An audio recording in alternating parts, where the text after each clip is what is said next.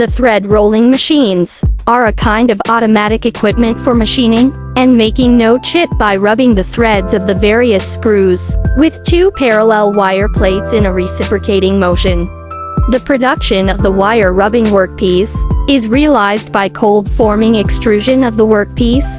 The machine tool has a stable and strong rolling force, and its unique design of pushing mechanism is smooth pushing.